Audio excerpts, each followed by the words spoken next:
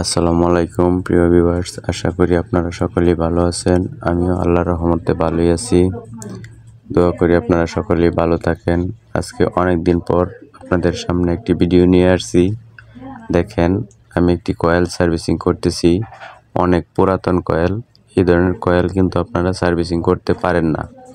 এই কয়েলগুলি কিন্তু বডি হয় এবং ভিতরে কয়েলগুলি বডির সাথে আর্থিং হয়ে থাকে। তাই আপনাদের কাছে এই ভিডিওটা তুলে ধরলাম, যাতে আপনারা সহজভাবে এই কাজগুলি করতে পারেন। একটি ফ্যান সার্ভিসিং করলে আমি আমার এলাকা থেকে 400-500 টাকা নেই। আপনারা কত টাকা নেন জানি না।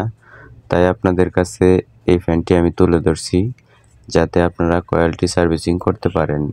এটার কিন্তু বডির সাথে কয়েলটি অ্যাটাচ হয়ে শর্ট হয়ে থাকে। তাই আমি এই ফ্যানটিকে খুব সুন্দর করে প্রথমে পরিষ্কার করে নিই। পরিষ্কার করে নেওয়ার পর এটার ভিতরে যে অংশগুলি কয়েলের লড়াচড়া করে, এটার ভিতরে কিন্তু আমি টিস্যু পেপার ব্যবহার করি। টিস্যু পেপার ব্যবহার করার পরে কিন্তু আমার অনেকটা সময় লেগে থাকে।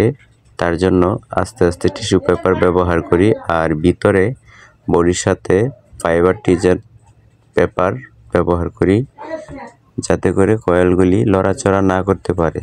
আপনারা ধৈর্য সহকারে এইভাবে কাজগুলি করবেন। একটা একটা কয়েল লাড়ায় বসায় দেখবেন।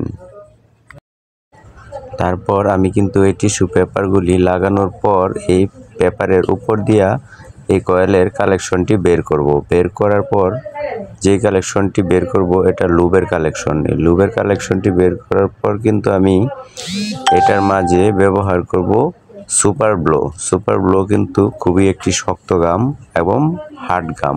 সুপার ব্লোর সাথে ব্যবহার করব বালি কিছু অংশ। এই বালি আর সুপার ব্লো একসাথে খুবই একটি শক্ত বার্নিশের মতো কাজ করবে। পরে কিন্তু আমি এই ফ্যানটিকে আস্তে আস্তে এটার মাঝে আবার এক ধরনের বার্নিশ ব্যবহার করব।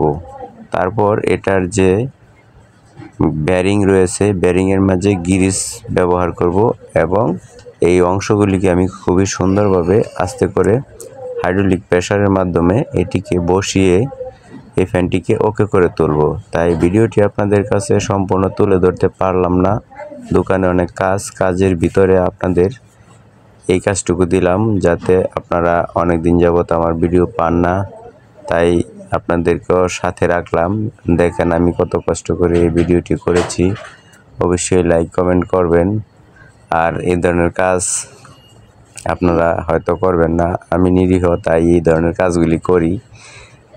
উপায় নেই, করতে তো হবে কিছু না কিছু। ভিউয়ার্স ভাইয়েরা, তাই আপনাদের কাছ থেকে বিদায় নিচ্ছি। আপনারা সকলেই ভালো থাকবেন এবং মনোযোগ সহকারে কাজগুলি শিখবেন এবং দেখবেন।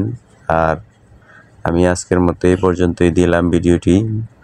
আপনারাও এমনভাবে কাজগুলি করলে সাকসেসফুল হতে পারবেন। তাই সবার কাছ থেকে বিদায় নিচ্ছি। আসসালামু আলাইকুম।